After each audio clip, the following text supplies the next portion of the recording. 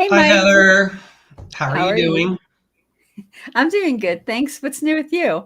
Oh, since the last show, I'm proud to say I climbed Mount Baker for a second time, Oh, and I just did an Olympic length triathlon on Saturday, which I have never done that long of a distance before. So those are the big events in my life in the last 2 weeks. so tell us all about it. What was it like? Well, first of all, also hello audience. Thanks for coming.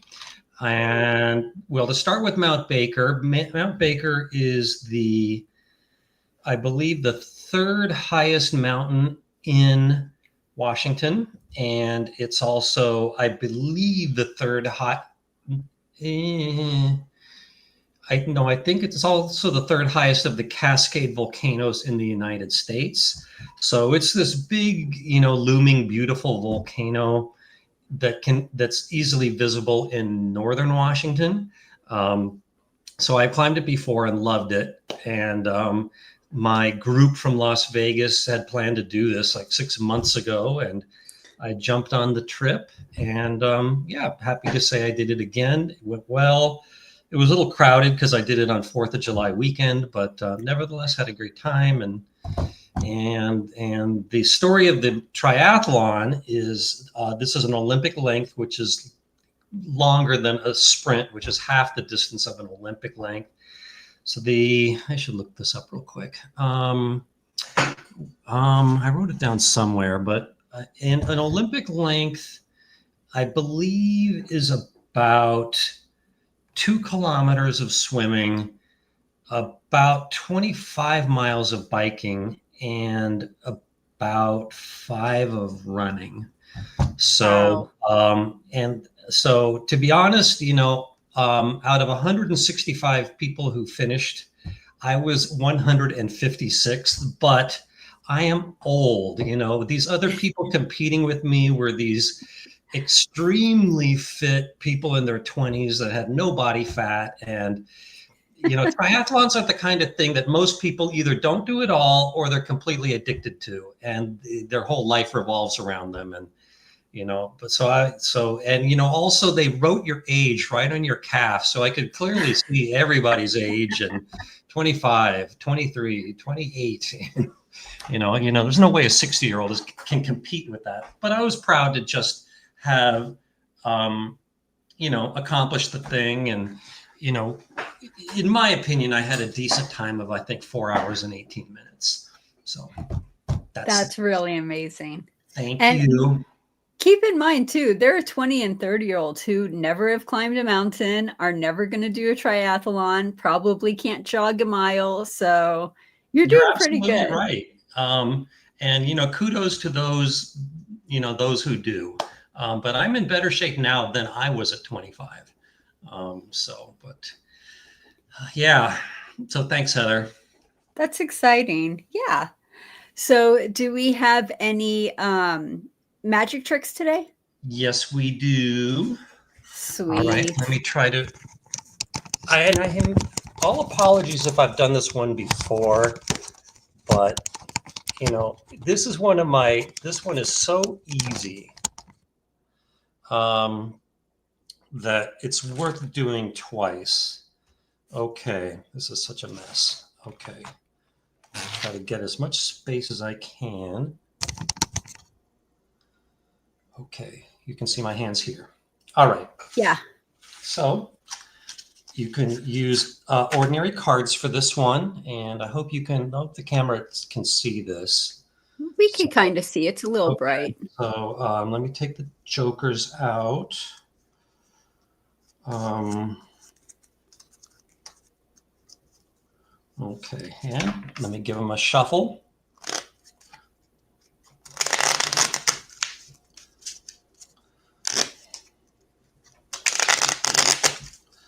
Okay, so here is the point where I would ask the person I'm doing the magic trick to separate the cards into four roughly equal piles. But I'll have to do that myself because, as usual, there's nobody around here to help me. Okay, so here's four equal piles. And again, you can have somebody else do this. And then you say, okay, let's pick one of the piles. How about this one? And I want you to take the top 3 cards and put them on the bottom. 1, 2, 3, put them on the bottom. And then take the next 3 cards and put one on top of each of the other piles. 1, 2, 3. And it doesn't matter, which card goes on which pile. Then let's do another pile. How about this one? I forgot to take this joker out. Take the top 3 cards, put them on the bottom. The next 3, put them on the other piles. 1, 2, 3. And let's do this pile next. Take the top 3 cards, put them on the bottom. Next 3 on top of each of the piles. 1, 2, 3. And which one haven't I done? This one. And by the way, if the audience member does it one at a time like this, 1, 2, 3, that's perfectly fine. It doesn't make any difference. And then the next 3 on each of the other piles. And then you ask them, okay, flip over the top card of each pile. 1, 2, 3, 4. And I know this is kind of washed out, but the lighting is horrible. But you can see it's the 4 aces. And I will show you how to do that at the end of the show. That's incredible. Oh, I can't wait to learn how to do that. Yeah, and it's easy. That's the great thing about this one. Probably the easiest trick I know. That's so cool. Okay, so if you guys want your math questions answered, put them in the chat and we will answer them in the order that we receive. Harris says that, Mike, you are a master mathlete. Thank you for the compliment. Much like with anything, no matter where you are, you can always see people above you. And there are people that are way better at math than I am. So, I give, but I would like to think in my area, I'm pretty good. So, but thank you for the compliment. And you have to remember too, you're better than like 85, 90% of the population. To be honest, I would put it at like 99. But I am a humble person, the last comment notwithstanding. And, I like to look up, and I look up and I see people who are better than me, but it motivates me to not get lazy and to improve. That's awesome. It's always good to improve. Do you want to do a couple gambling questions and then we can ask a trivia question? Yes, I hear you have trivia for us today. I do. But first, our first gambling question comes from Saab, who says, how much ROI is good considering great? Oh, I'm sorry. How much ROI is good or considered great in sports betting? Is 1 to 2% a good ROI? What's your opinion? Okay, for those who don't know, ROI stands for return on investment. Same thing you might call a player advantage. And 1 or 2% is great in sports betting. Sports betting is tough. It's the kind of thing where you need a lot of money to make a little money. If you can even get a 1% profit sports betting, that's good, and 2% is great. So that is my answer to that one. Awesome. And Paul says, can you explain what happened with the AP blackjack player who was backed off during the promo at the M Resort? Nope. I'm not familiar with the story. So, I cannot explain what happened. Paul also asks, what version of video poker gives the best combination of low house edge, easy to understand strategy, and fun factor? Personally, I like just good old jacks are better. It has low volatility and the strategy is not that complicated. However, I grant you that most people seem to like Deuces Wild. They just find that game more fun. And the strategy for that, the basic strategy is not that bad either. I think jacks are better is a little bit easier.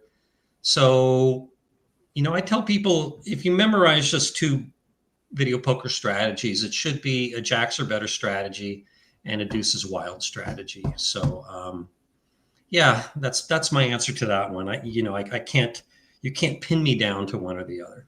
I'm indecisive. Next question is also from Paul, who says, with such high limits and storage shortage of good dealers, why don't we have more electronic versions of games like 3-Card Poker, Ultimate Texas Hold'em, and Let It Ride? What casinos offer these? Boo. I love the live dealers, and I don't like the fact that ETGs, or electronic table games, are slowly taking over the casino space from the real dealers. I do understand the casino's point of view on this is that they're much cheaper to operate, and ultimately it's a free market. Okay, but let me review the question here.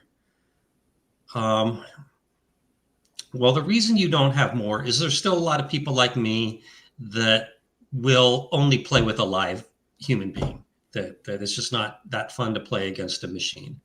So, and furthermore, I think casinos that are fully electronic are just, even if you're playing slots, are just not as much fun. I think that table games bring an energy to the whole casino that even the slot players can enjoy.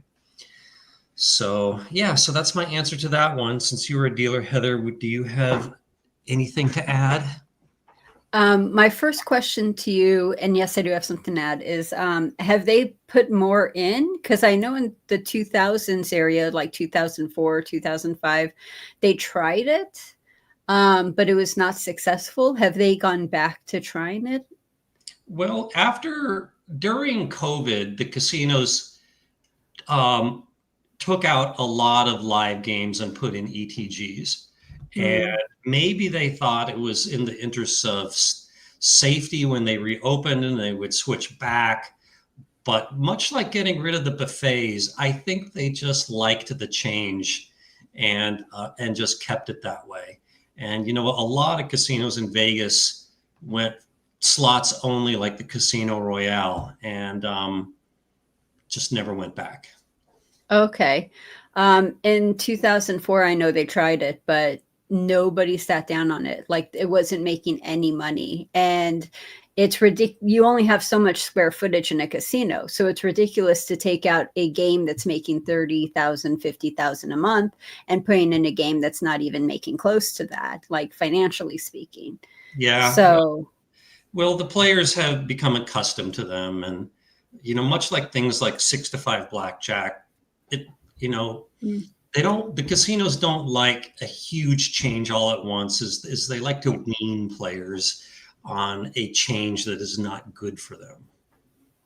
that makes sense. Like, look at paid parking.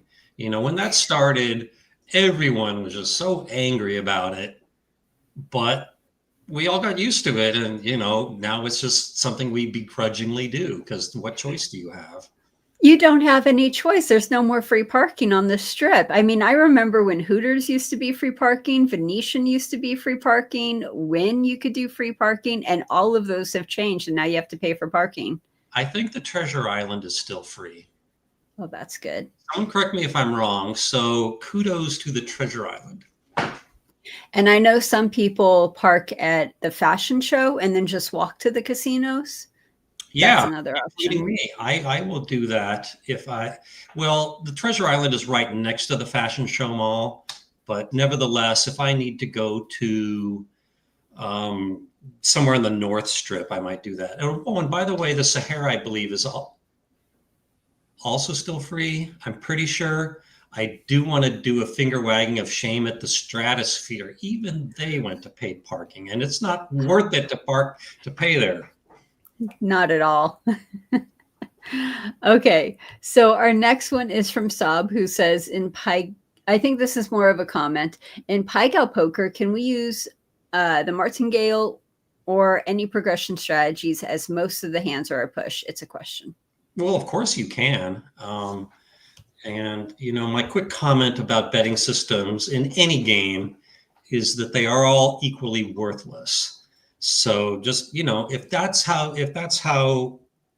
makes gambling fun for you, go ahead, but I neither endorse nor oppose the martingale. It all depends on what your goal is. If your goal is to win a little bit at the expense of a small chance of losing a lot, then the martingale would be appropriate for you. However, for me, I like to minimize variance as much as I can, which is the reason I flat bet. Yeah. And the thing with the martingale too is when you're betting, you tend to have streaks, statistical fluctuation where you have winning streaks and losing streaks. So if you get on a losing streak with a martingale, oh, you are going to be losing some money. Yep. Okay. Well, Heather, you said you had some trivia. I think we're overdue for some. That sounds good. Now, this trivia is from the Wizard of Odds website. You might have heard of it. So go check it out. It's wizardofodds.com. If you haven't already, you have got to check out this website. It's full of information. And our first question from here, and I'll do this randomly, is what is the best bet in Baccarat? So let us know. What is the best bet in Baccarat? House edgewise. Yeah. Of course I know that. But thank you for the nice plug, Heather. You're welcome. While we're waiting for you to put your answer in the chat, our next gambling question comes from Northern Jim, who says, for sports betting, what are your thoughts on playing the market instead of individual bets? Elu Fuestel. I have no idea how to pronounce that. Is there real math there, or is it just wishful thinking in disguise? How do I know him? Maybe Northern Jim is here like every. Oh, yeah, I know. Yeah, Northern Jim is one of our most loyal fans. So thank you, Northern Jim. But the person he's talking about, whose name I can't pronounce either. Oh, is that a person's name? Yeah, I think he said one of my Facebook friends, but I forgot how we're connected. Anyway. Playing the market instead of individual bets. To be honest, I don't understand the question. Maybe you could rephrase it a little bit. And meanwhile, let's go on to another one. Okay. Our next one is from BGDHL. No idea how to pronounce it. Is there a good budgeting rule for video poker, like the 1% rule on slots? I'm all in favor of betting within your means and your bankroll. But, it also depends upon your reason for gambling in the first place. If you are gambling at a disadvantage and, you just want to enjoy the experience as long as you can, then indeed you should break up your bets into small components, like 1% of your bankroll each time. However, if your goal is to lose as little as possible, then you should be betting big and aggressively and get it all done with quickly, rather than let the house edge grind you down. So yeah, short answer is, again, it depends on your reason for gambling in the first place. Okay. And we'll do one more question and we'll see what your answers are to the trivia. San Francisco Bay says, how financially hard would it be on the casinos if they allowed card counters to play unrestricted? That would be very hard in casinos, because then card counters would go in there and destroy them, and it would motivate even more people to study card counting. And when Atlantic City first opened, if I understand the story correctly, they were not allowed to back people off based on skill. And card counters just had a field day there. And the casinos begged the state to let them do something. So what basically happened is they made the minimum and the maximum a very tight range, like the minimum is 25 and the maximum is 50, something like that. And they could also impose that on individual players. So they might have normal limits for everybody, but they were allowed to say, okay, you, Mr. Card Counter, you're flat betted at $50. And once they could do that, that was all they needed to do to get rid of the card counters. So anyway, I went off on a tangent there. So yeah, if the casinos could take no countermeasures at all, they would really, really lose a lot of money.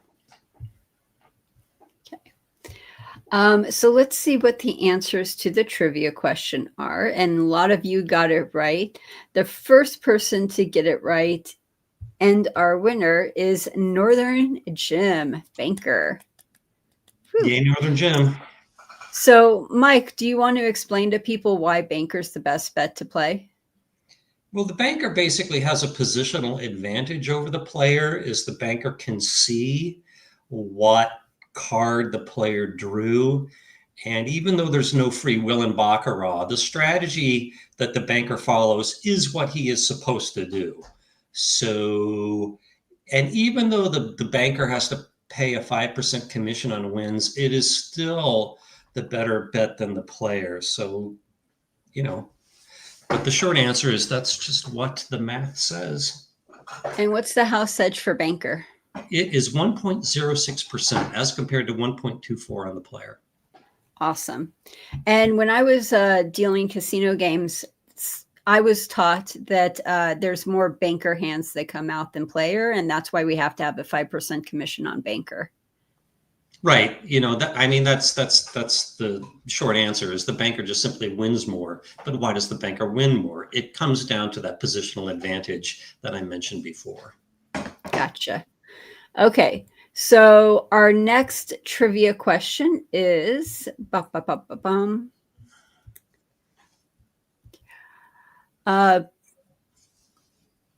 which is the best bet under Atlantic City rules? Which is the best bet under Atlantic City rules? And there are 5 options. You have a multi-choice here. The first one is Spanish 21 with an 8 deck where the dealer stands on a soft 17. The second option is craps with 2 times odds. Third option is blackjack, where you're playing on an 8 deck shoe, dealer stands on a soft 17. Video poker, which is a full pay jacks or better. And the last option is Baccarat. Okay. Let me put in the private chat what I think your answer is. Okay. So let's see here. Yep, you are correct. Okay. So fair warning, this may not be true anymore, but I started the website in the 90s when I lived in Baltimore. And when I was in a gambling mood, Atlantic City was the only choice. And so I knew Atlantic City rules really well. And so at the time that I went there a lot, this game was the best bet. However, it's been 30 years or 25 and things may have changed.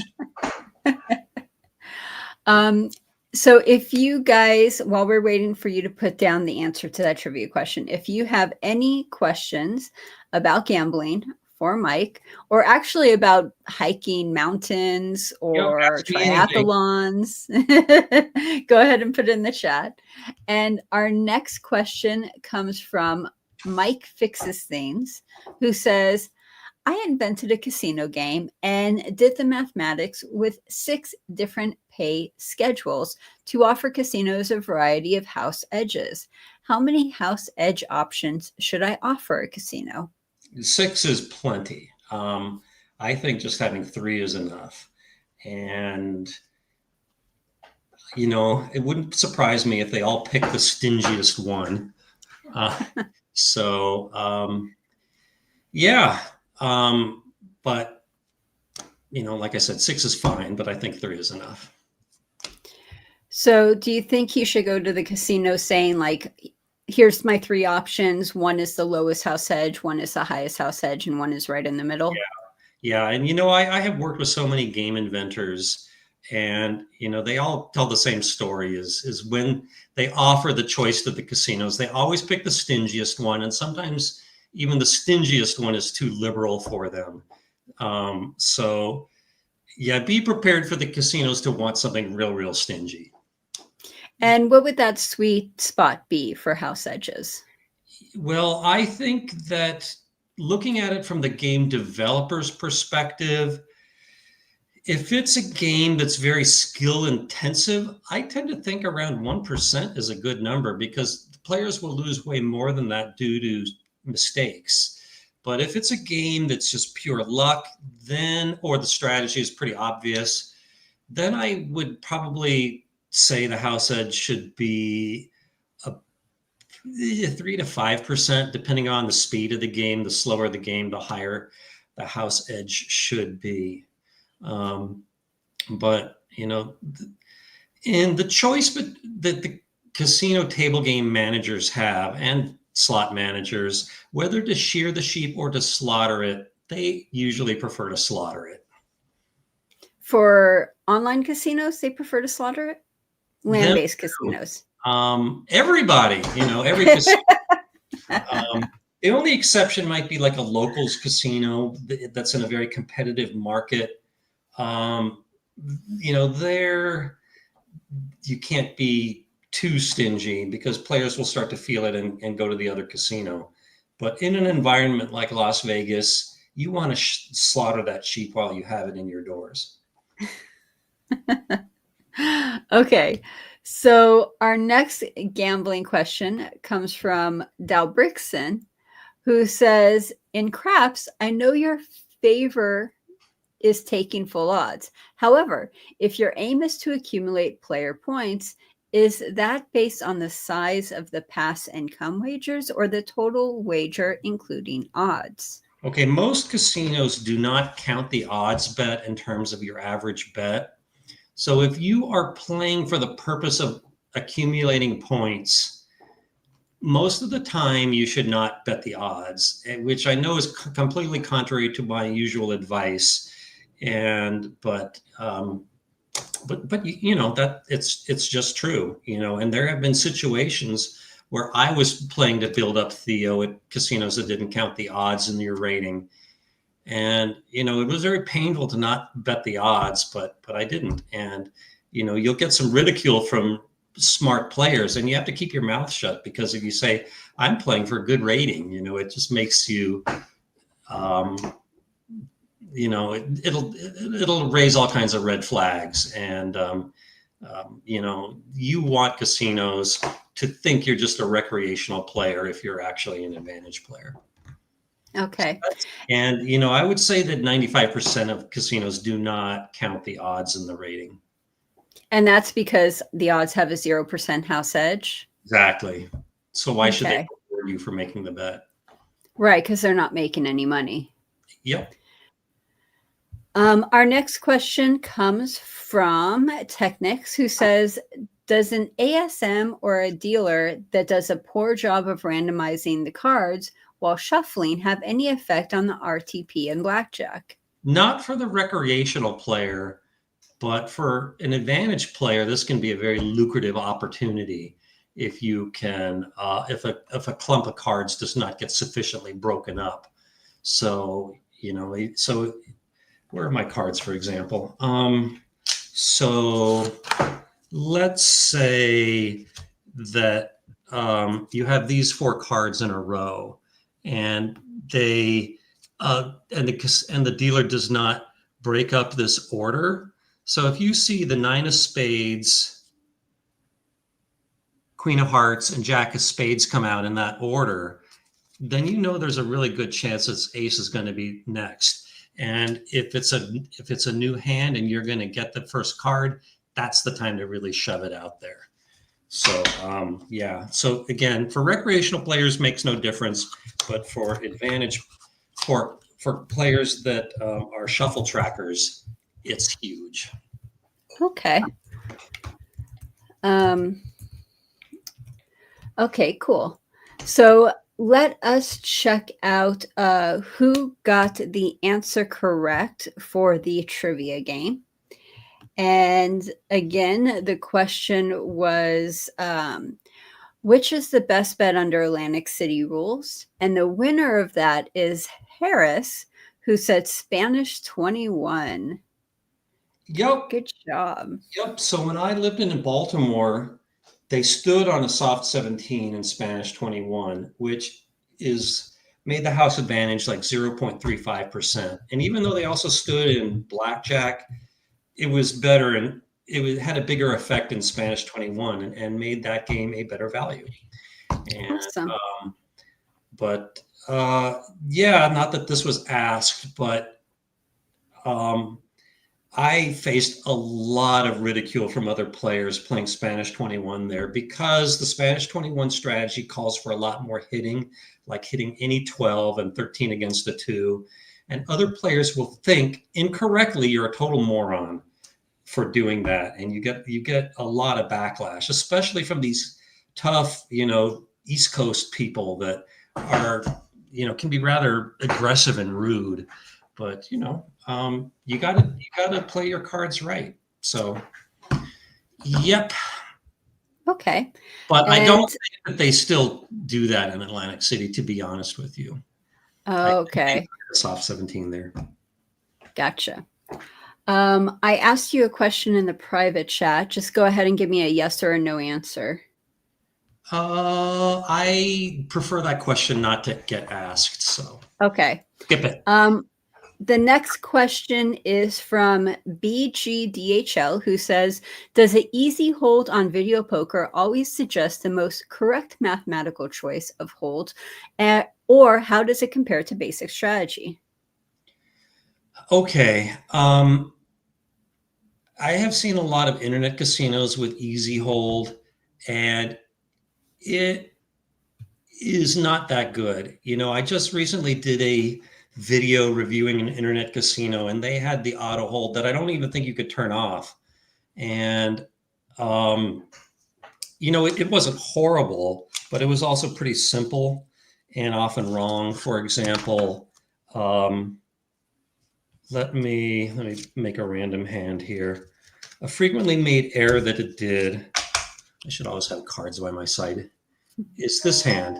How would you play this hand and say jacks are better? Or no, wait a minute, this is a bad example. Let me throw in, okay, yeah. Okay, how about this one? So you've got ace, jack, king of different suits and 2 jump cards. And the auto hold told me to play the ace and the king, where the correct play is to hold the jack and the king. And the reason for that is there's more ways to form a straight around the jack and the king than the ace and the king. So don't trust the auto hold with internet casinos. If it's a land casino game and the game is by a major company like IGT or WMS or Aristocrat, it's probably going to be accurate or nearly accurate. So that is my answer to that one. Awesome. Our next one is from Harris, who says, do you anticipate any more blackjack varieties becoming popular, or will most future table games be poker-based? I tend to think that they're more likely to be poker-based. I think that we're still kind of in a poker period that is starting to come to an end. But the last few years or more, there have not been any new games coming out that are popular. It's kind of sad, but it's that market has really become stagnant. And frankly, a reason why is there was a Supreme Court ruling is you cannot patent a casino game unless there is some physical thing to it that is new. You can't patent a method of playing a game. And so there's no incentive to innovate anymore, because if the little guy, invents a game and it's popular, all the big companies can just steal it, and there's nothing that you can do to stop them. Our next question comes from Play Better Slots, who says, when playing electronic blackjack, is it considered a slot machine with a RNG, allowing the casino to dictate the percentage of RTP, or is it programmed similar to traditional, I think he meant to say blackjack? Yeah. So yeah, it's programmed. In Nevada and big markets, it's programmed like in poker, where the cards come out randomly and fairly. And if the casino wanted to change the RTP, they would have to just make the rules more liberal or stingy. You can't like disguise it in the background. And like I said, I emphasize this is for like major, well-regulated markets like Nevada. In smaller markets, like maybe a smaller country in Europe, you can't trust a game to be fair. Like when I was in Germany, I saw a Joker poker game in video poker with a jacks or better pay table, which would have had like an 8% player advantage. But it was just clearly cheating. It was not playing a fair game, which is allowed in Germany. Wow. So I guess that's why you have to be careful when gambling in certain countries. You're absolutely right. Now, did I ask another trivia question, or did I forget to do that? I think you forgot to ask a fresh one. Okay, so let's ask a fresh one. Which is the worst bet in the casino, assuming typical rules and optimal strategy? Caribbean stud poker, let it ride poker, slots, keno, or roulette? Yeah, I'll put in what I think you're after. Let's see here. Oh, that's not correct. We'll have to discuss this after you reveal your answer. Okay, sounds good. Our next question comes from, let's see where I was.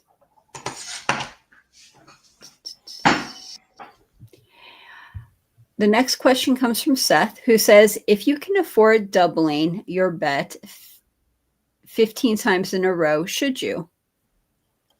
Well, here's another betting system question. So again, it comes down to the reason you're gambling in the first place. So let's say that you start with a $10 bet and you double 15 times in a row.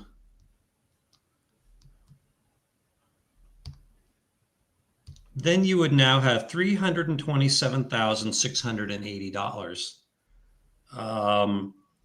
So in my opinion, that's probably, most people should just stop there. Let me make sure I did that math right.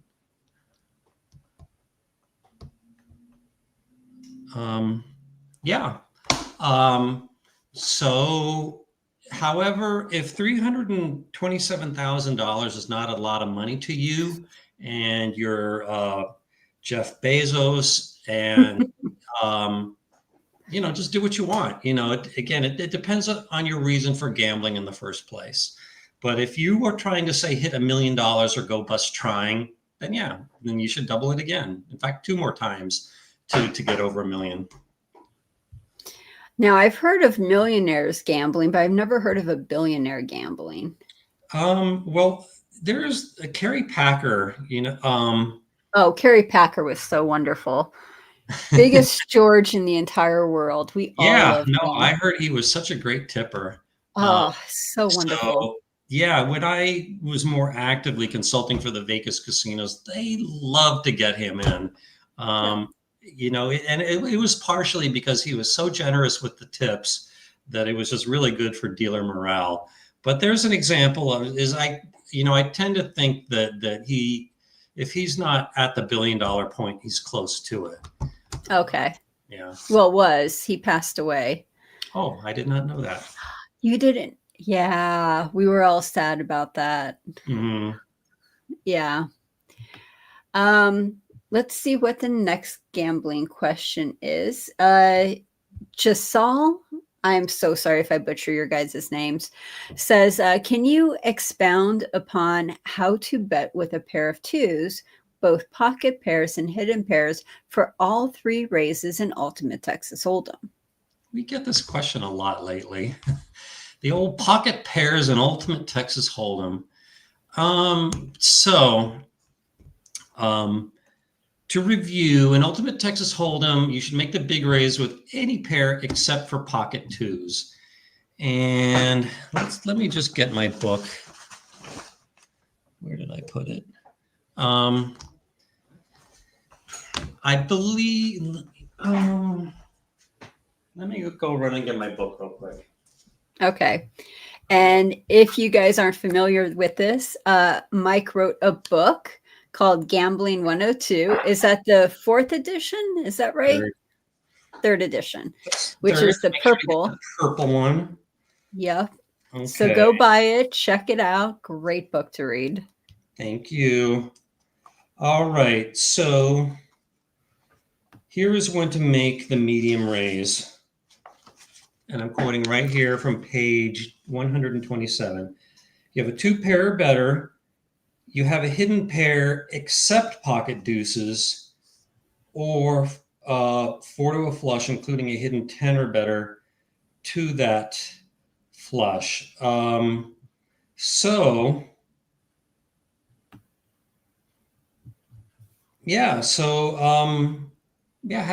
Just having a hidden pocket deuces, you should not immediately make the medium raise either. You pretty much need to improve to a 2 pair with the board cards, like the flop pass to pair up, or better yet, you got a 3 of a kind thanks to the flop. But you know, if the flop is just junk, then you should check it and then, you know, possibly make the small raise. Yeah, you should always at least make the small raise with pocket deuces. So I hope that answers that one. Yeah. Now let's see if anyone had the answer to the trivia question. And we have a lot of people answering: roulette, slots. Someone said big six. Harris is again correct. The answer is Keno. Keno carries a house edge of 25 to 30%. Okay. When you said Keno, I was visualizing video Keno. It should be emphasized that you mean live Keno. Live Keno, yep. Right, which is difficult to find anymore. It is? Yeah. It's real tough to find anymore. What about most restaurants in a casino? Nope. They took it out, man. Yeah. That's what I get. That's what I get for having celiac disease and never going to a restaurant again. Yeah, it used to be popular in the coffee shops, but yeah, it's you know, the locals casinos tend to still have it, like the Red Rock. But yeah, on the Strip in downtown, you know, it's tough to find anymore. It's not impossible. Like, I think the D still has Keno on the second floor, but yeah. I remember when I was a kid, we would go to a restaurant, the whole family, and I was literally like 7 years old, 8 years old, and my sister and I would take the Keno cards and like make pictures with the squares and everything. And then my parents would be like, okay, now pick one of those. And we picked one and we like played it and we never won. I think the most we won was like $3 and they gave us the $3 or something. Yeah, by the way, the pick one is a horrible value.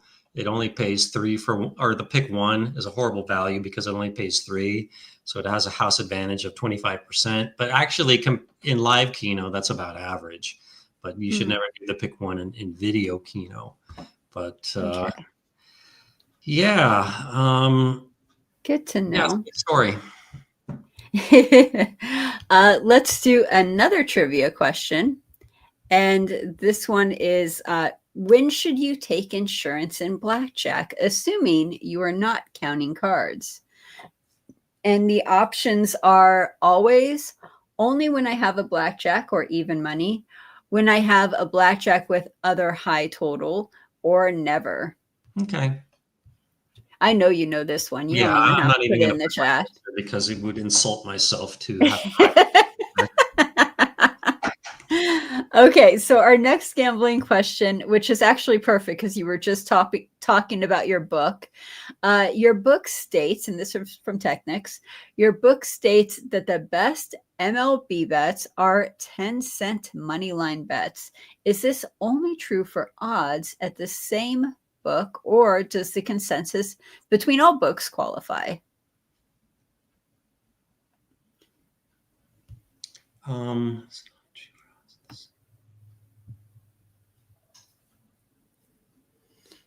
I'm not sure I understand the question. Do you understand it, Heather? I think he's asking if what happens if you have one book that says one thing and another book that says another thing.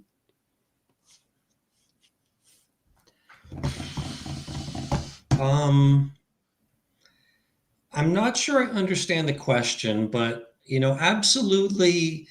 With baseball, just betting on the money line. Some books have 10-cent lines, some have 15, and some have 20. And in case you don't know what I mean, an example of 10-cent lines would be like the underdog pays plus 130 and the favorite is minus 140. There's just a 10-point difference in those lines if you take the absolute value. So it's a very thin house advantage. So if you, in just for purposes of picking a sports book, and you like betting baseball, you should, in general, pick one that has the 10-cent lines. However, if you are betting thousands and thousands of dollars in baseball and you can afford to shop around, then just bet whatever line is the best, regardless of the spread. Like if you want to bet on the Baltimore Orioles this game, then just bet whoever offers you the best price on that game. So I hope that helps, but I basically didn't understand the question. I totally misinterpreted it. So I'm thinking he's talking about actual books. Now I understand. Okay, next question. Real quick, Wild Foodie is back, wants to say hi. Been a long time. Hi, Wild Foodie Tours. And our next gambling question comes from Stevenson, who says, I just saw a Vegas casino, the Palms, I believe, is getting a version of Uno. Have you heard about this? And how does the house edge come into play with this? Yeah, I just saw that on my Facebook page. And I frankly don't have any more information. I just hear that that something about some casino in Vegas is going to introduce something to do with Uno, and that's about as far as I can take it, I'm afraid. Do you think that's a field trial? Yeah. Let me check my list of field trial games right now. Where would you go for that? So I have this bookmarked, but the exact URL, there's nothing. This URL doesn't work anymore. Let me do a search. But you go to gaming.nv.gov. I'm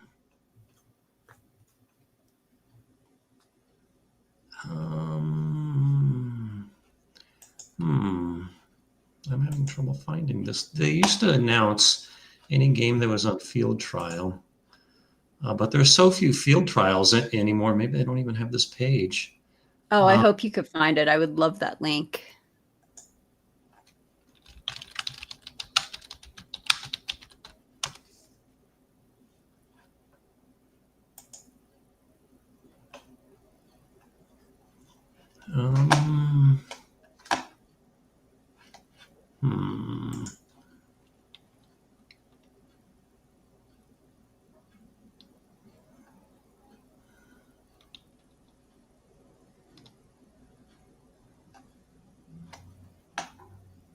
While we're waiting for you. As long as I'm here, let me search on Uno just to see if anything comes up. while you're doing that, let's see if anyone has an answer to the trivia question, which is, yep, we got some answers. And again, Harris, you are correct. The answer is never. You never You're do it. absolutely right. Never take insurance, even with Never. blackjack. Yep, even with the blackjack. So good job with the trivia. Did you find a mic, or you want me to ask the next trivia question? Yeah, I didn't find anything, so let's just move on. Okay, sounds good. I will go. Let me just take a second to find where I was. Before we do that, if you do find the link, could you email it to me? Because would love that. Even if I found it, it probably, there may not have been a field trial in Las Vegas since Knockout 52, which was at the Stratosphere like a year ago. It's really quite sad. Yeah. Our next gambling question is from Harris, who says, is it possible to calculate the RTP of an electronic blackjack game? Well, you could just look at the rules, and and you can use the calculator on my website to determine the RTP based on any rule set. But then you should probably just add like another % for player error. And then where would they find that on your website? You just look on calculators and then Blackjack House Edge. Awesome. And our next gambling question is from Jean, who says, what changes would you make to a slot machine or VP unvulturable but still offer bonuses? What I would do is, if a player cashes out a game that is in a positive state, it should offer the player to pay him for the positive state that he left the game. So let's say that the value of that positive state is $10. The game should say, we'll pay you $10 to leave. And if the player accepts that offer, which why would he not, then it takes away that positive state and puts the game in a negative state. This might be against some kind of gaming regulation, but yeah, that's one way of solving the problem, is basically paying players to not leave games in positive states. Okay. And we are going to skip out on the next trivia question because we only have about 7 more minutes left. So we want to get through some of these questions real quick. Now, the next 3 are more fun than anything. So I will come back to this one. But Jean says, happy mac and cheese day. And again, we'll come back to this. How do you like your mac and cheese? And then Northern Jim says, how dare you call it mac and cheese day? It is Bastille Day, a French national holiday. And Jean was like, well, it's also Happy Nude Day, but this is a family-friendly live stream, so won't expound on that. So I did not know it was I did know about Bastille Day. So happy Bastille Day to all the French people in the audience, if there are any. Did not know that about Mac and Cheese Day or Nude Day. Frankly, I thought that the first day of summer was at least Hike Naked Day. But how do I like my mac and cheese? I like a good like restaurant quality mac and cheese. The kind of stuff like you get in a craft box is not going to do it for me. I'm just going to taste all those preservatives and anything, and to me it's just going to taste fake and I won't want to eat it. But I love just like a good creamy cheesy restaurant quality mac and cheese, and sometimes you see food trucks selling it. And it's funny, one of my kids hates cheese, but really, she will get a macaroni and cheese if it's not too cheesy. That's her only exception. That's interesting. Yeah. So for myself, I don't eat mac and cheese. If I do eat mac and cheese, it'll be a homemade mac and cheese where I literally just do macaroni or pasta, put cheese on it, and then I'll add stuff to it like broccoli. I like broccoli, onions, that kind of a thing because I Put like broccoli vegetables. on macaroni and cheese. Oh, it's so good because you Ooh. have the broccoli and cheese, which is really good, and then you just add the macaroni to. Oh, it's so good. Okay. I will say that in my younger and poorer days, I ate a lot of Kraft macaroni and cheese. And my secret was I put in a lot of butter, like 1/3 of a whole stick if I was making a whole box. And I got lots of compliments. They said, Mike, how did you make this mac and cheese so good? And it's just simply, you can make anything taste better by just putting in a lot of butter. Yeah, that's very true. Okay, so we'll do a couple more and then we'll do the reveal for your magic trick. Okay. BGDHL says in Sweden, restaurant casinos have some odd blackjack rules. The dealer wins ties from 17 to 19. And how much does this add to the house edge compared to 6 to 5 instead of 3 to 2? A lot. I think I have this on my website. So let's see, because I know when I went to Finland, I saw that rule. Okay, so go to blackjack. And even I find my website hard to navigate. Okay.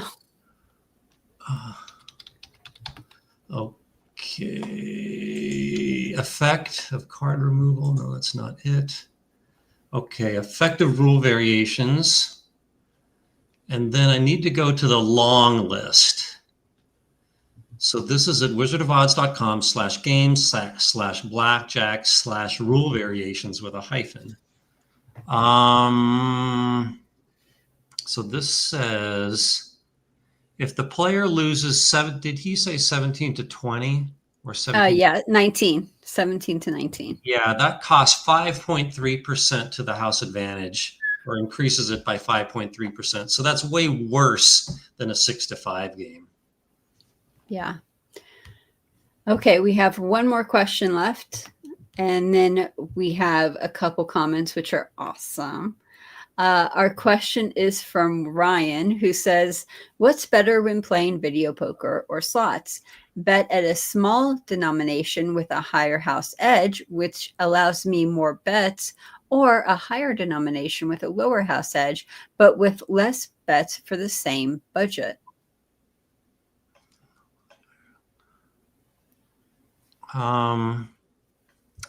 Well, like I know I've said this a lot on this show, but it depends on the reason you're playing. In general, I would play the game with a higher minimum with the lower house advantage. However, I recognize that some people may have a very limited budget and they let's say that your choices are a game with a 99.5% game with a $25 minimum bet, or 99.2 with a $1 minimum bet, and you just can't afford the 25. It's just not in your bankroll. Then what can you do? You have to play the game with the higher house advantage at a lower minimum bet. So, again, it depends on the reason you're playing and your budget. Okay. And then two really awesome comments real quick. Wild Foodie Tourist says, oh, how I miss these AMAs. Thank you so much. Thank you for the kind words, and you're welcome. And Harris says, thank you so very much for answering these questions. You are both awesome. You are very welcome, Harris. Now, shall we see the answer to that magic trick? Yes. Okay. Okay. All right. So the answer is mainly in rigging the deck in advance. So find the 4 aces.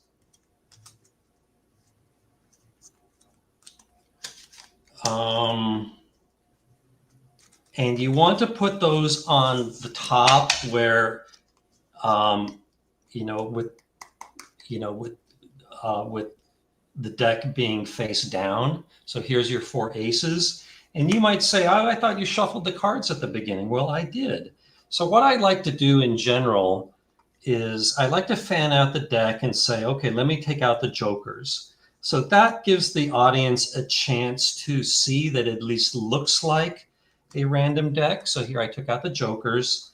But in this trick, I have to be careful to not go all the way to the end. So I stop before I get to the end. So those 4 aces are still intact here at the top. And then I did shuffle it. But when you shuffle it, you have to be careful to like leave a clump at the top of at least 4 cards. And trust me, nobody is ever going to notice.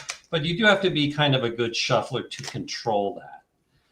So even though I've shuffled a few times, the 4 aces are still right here on the top. Then you ask the audience member to separate the cards into at least 4 piles.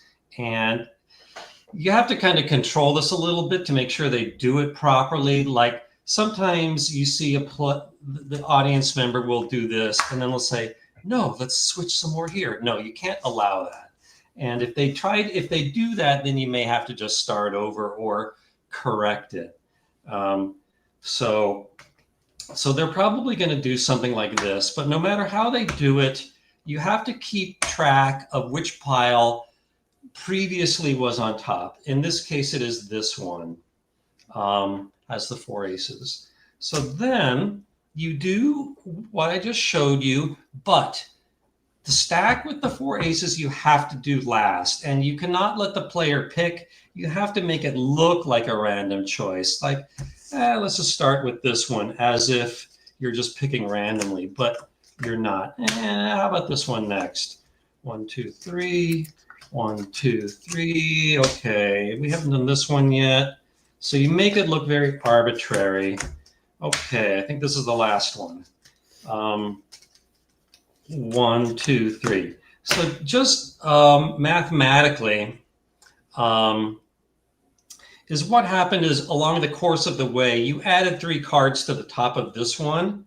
And then when you put 3 on the bottom, you get rid of those random cards. So you still have the 4 aces on the top before you put them on the other stacks. After you put them on the other stacks, there will be 1 ace on the top of each one. So there you go. There's the answer. And I'm sorry for this horrible lighting, but yeah, there you go. It's easy.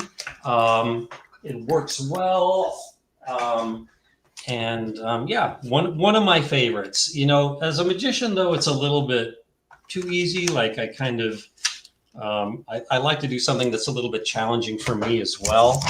But nevertheless, you know, it's a great, if you are just starting out as a magician, it's a really good one. That's awesome. Real quick, BGHDL says, thank you for these great answers and another great AMA. Thank you. And Northern Jim says, and the old-fashioned calculator next to a smartphone, epic. Yes. I've talked about this before, but I just love the HP 12C here because you enter things in what's called reverse Polish notation, which to me is much more logical. But speaking of smartphones, let me show you something. So this is the iPhone. So you go to, where is it? Utilities, calculator. How come it's not doing this?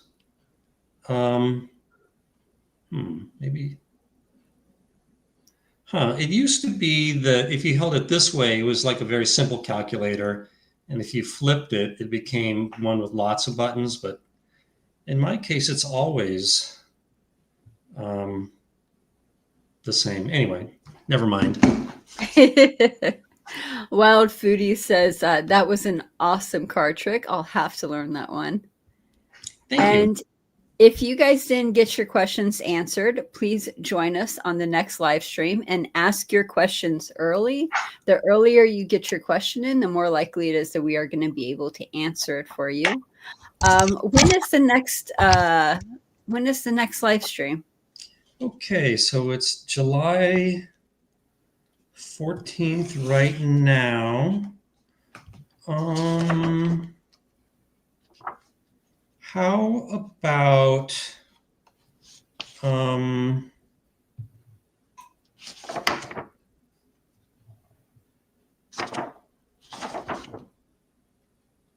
We could see your calendar.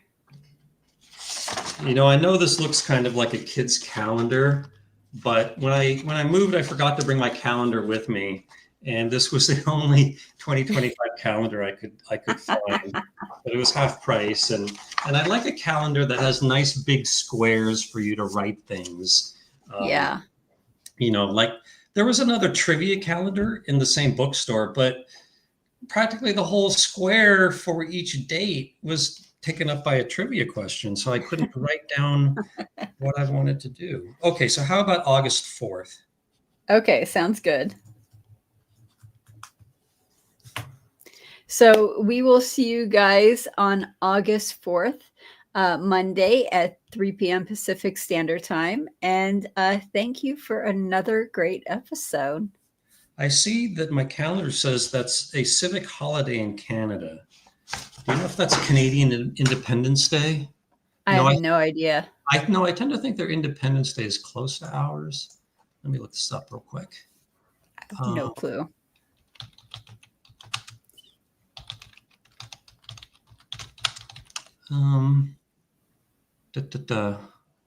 No, yeah, July 1st. It is close to ours. So I don't know what's going on that day, but who knows? Maybe we'll have Canada trivia.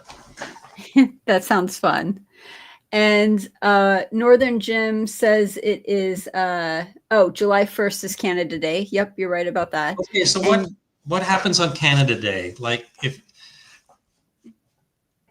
we don't have a United States Day. Well, I mean, technically the 4th of July would be that. But that's our Independence Day. That's what we call it. Okay, this is bothering me. Let's look at this up real quick. Well, this is saying that Canada Day is also July 1st. All right, we'll discuss this more the next show. Okay. And Jimmy says, thank you so much for another great chat. You're welcome. Thank you for all the kind words, everybody. Yeah, thank you so much. Thank you for joining us, and we will see you on August 4th. Okay, bye, everyone. Bye, you guys.